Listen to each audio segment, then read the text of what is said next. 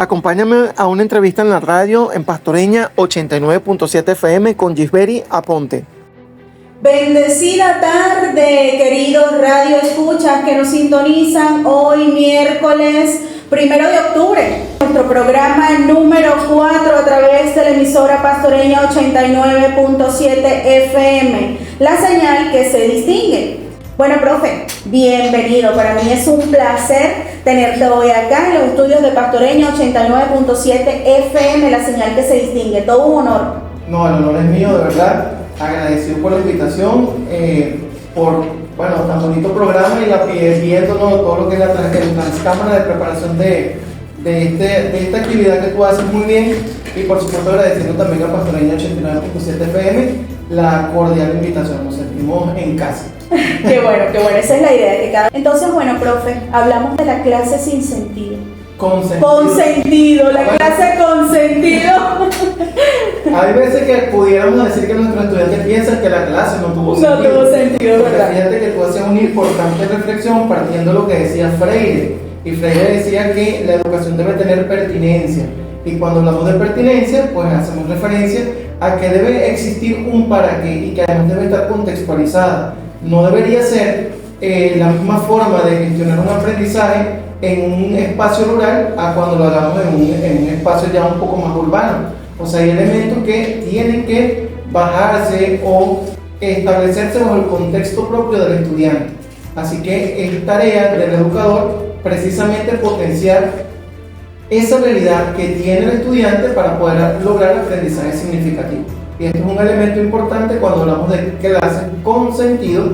Uno de ellos, la pertinencia, parte del principio freiriano, pero también el asunto de que tiene que existir un para qué yo estoy aprendiendo esto y cómo es que esto me va a servir para la vida básica. En base a las necesidades de los estudiantes, porque creo que anteriormente nosotros abordábamos contenidos que eran favorables a nosotros, porque quizás los dominamos mejor, era más cómodo para mí, me sentía en mi zona de confort, pero no partían de las verdaderas necesidades de nuestros estudiantes.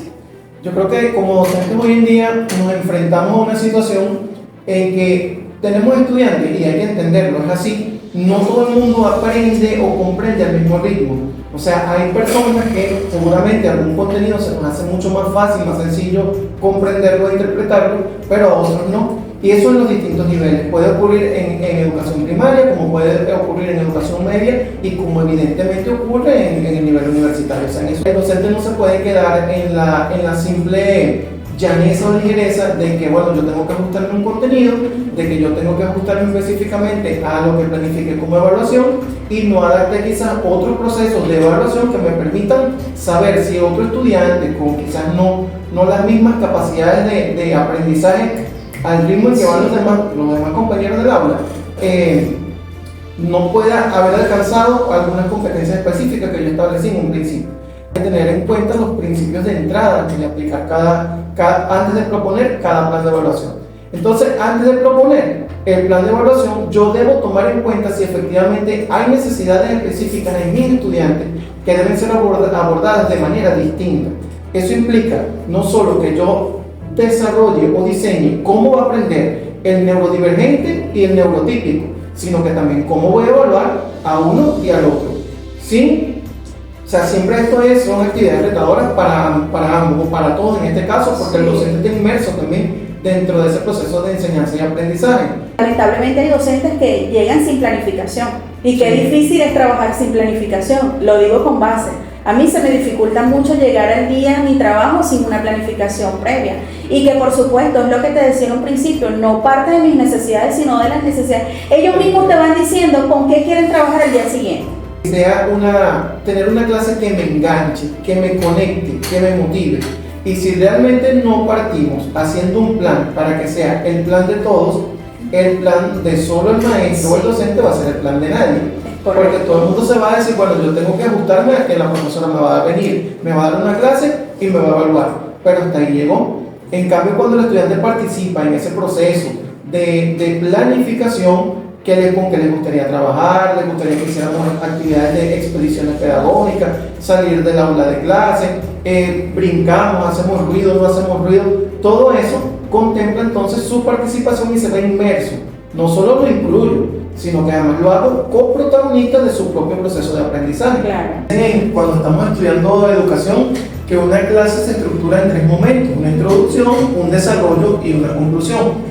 Lo que nosotros proponemos es partir precisamente desde un para qué, desde que existe una intencionalidad en el momento en que yo planifico o diseño la clase. Y es importante resaltar también que no me estoy refiriendo a la planificación quizás del lapso, del periodo, del momento, sino que estoy refiriendo a la planificación del desarrollo de un contenido programático específico. Es decir, la clase que yo tengo mañana jueves, por ejemplo, ¿qué va a ocurrir en mi clase? En función de qué contenido.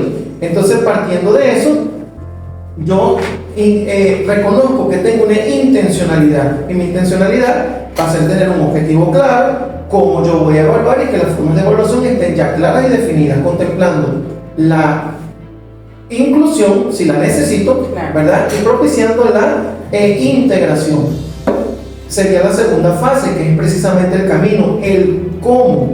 Y es allí donde hacemos mayor énfasis.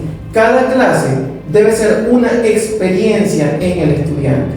¿Qué va a ocurrir? ¿Cuál va a ser ese punto de quiebre mientras yo estoy desarrollando el contenido?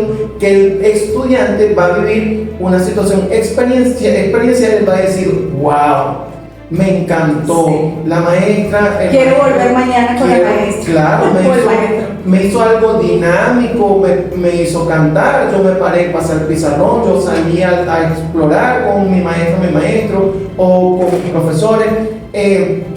La dinámica fue participativa y yo, que nunca hablo, ese día hablé, o sea, me sentí que no tuve pena. Esas experiencias son las que van a marcar, y por tanto se requiere que el docente pues desarrolle la imaginación suficiente y necesaria para que pueda aplicar estos conceptos dentro del aula. No es sentarme a dar una clase magistral. Y bueno, una tercera fase que tiene que ver con lo adaptativo, o sea, qué adapto, cómo voy a evaluar, en qué condiciones voy a evaluar y cómo yo puedo diferenciar un estudiante de otro para el momento de aplicar una evaluación que le sea justa. Debe existir la reflexión del docente, es decir, este contenido, en la forma en que yo lo desarrollé, me funcionó, o yo debo mejorarlo y propiciar quizás otras actividades que faciliten mejor la comprensión de ese contenido. Y luego sistematizar. Si yo no sistematizo la experiencia, por lo menos mi bitácora o un diario, y yo colocar así sea media paginita, claro, porque no es solo memorización, o sea, recuerden la experiencia que los ayuda a conectar para alcanzar un aprendizaje. Aquí hay constructivismo. En ese caso estamos aplicando teorías de aprendizaje de alto nivel, por llamarlo así, que van a propiciar que ese aprendizaje sea significativo y para la vida. Yo siempre pongo, profe, que yo me sé las preposiciones de memoria: a, ante, bajo, cabe, con, contra, de, hacia, un, sin, sobre, tras. Me las aprendí de memoria. Mi maestra fue eficiente, de verdad que sí, porque me la sé de memoria. Sí. Pero cuando usted me pregunta a colocar una preposición ante cada palabra, entonces yo tengo que empezar a pensar, a realizar, yo me las sé, pero ¿cómo es que las integro a la vida, ¿verdad? Entonces eso es superar esa situación. Por eso, si es posible hacerlo, a lo mejor es más trabajo para el docente. Yo creo que allí es donde se presenta la gran diatriba.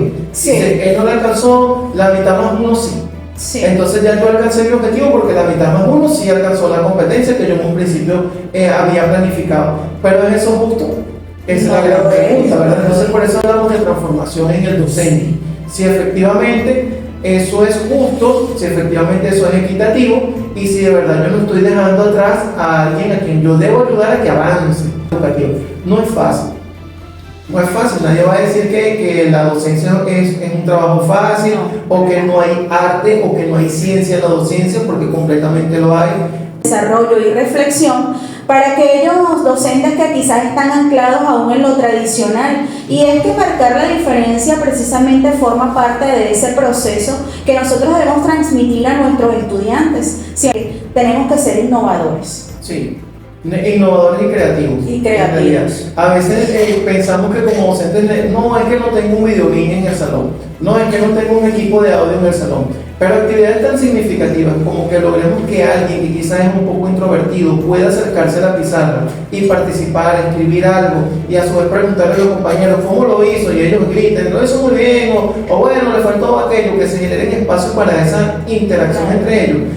genera significado, o sea, y les va a dar una experiencia en realidad que los va a ayudar también a integrarse. O sea, yo creo que como docentes, cuando estamos haciendo nuestra labor diaria, cuando vamos a diseñar la forma en que van a aprender nuestros estudiantes, hacerlo como que si cada estudiante fuera una carta que nosotros estamos mandando al futuro, porque realmente es así.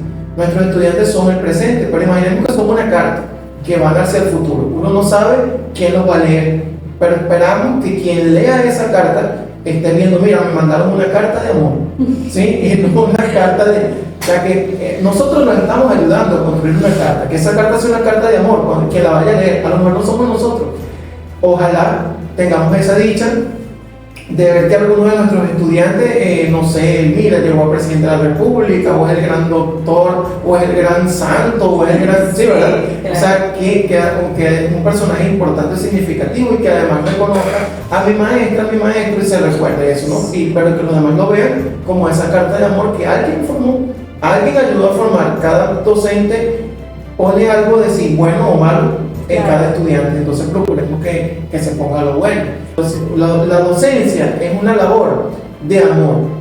No conozco todavía el primer maestro multimillonario por ser maestro. Sí. A lo mejor se ganó un premio, pero no se ha vuelto multimillonario por ser maestro, por ser docente. Pero sí son muy ricos espiritualmente. Sí, la docencia en cuanto a la práctica me ha hecho muy rico espiritualmente, y además es una riqueza que comparto. Una riqueza que es solo para mí. Todo lo que están a mi alrededor se tienen que enterar de qué es lo que estoy haciendo yo, qué es lo que me está haciendo feliz, y si yo estoy feliz, yo sé que seguramente mis seres queridos son felices. Quizás nosotros atravesamos ahorita por una etapa que requiere tensión, de verdad, de todo lo que es la satisfacción de necesidades materiales, pero el maestro está en la escuela. El maestro te está atendiendo, tu hijo, tu hija. El maestro está intentando innovar en el aula. Yo sé que no son todos, pero sé que es una gran mayoría. Es correcto. Y creo que agradecer también como padre, que también soy padre, pues esa labor de amor que hacen los docentes debe ser significativo para este país, para esta patria. O sea, eso tiene que ser tomado en cuenta. Claro. Así que si nadie me lo dice, esta tarea que tú haces es una excelente oportunidad para decirte, maestro, gracias por el trabajo que estás haciendo, maestra, profe.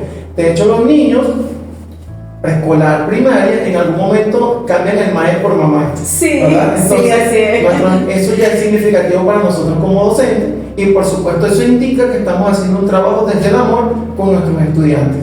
Trabajo este año con alumnos, y no es que yo esté vieja, profe. Me he encontrado con alumnos que yo le he dado clases a sus papás. Entonces cuando llegan con los papás, qué bueno, madre, que eres tú la maestra del niño, de la niña, y entonces por eso es que nosotros debemos marcar la diferencia y hacer lo que hacemos con amor. Bueno, ya terminamos y vamos rumbo a la casa. La experiencia fue bastante significativa, me gustó mucho, y gracias a Gisberi por la invitación, a Pastoreña 89.7 por la invitación. Nos vemos.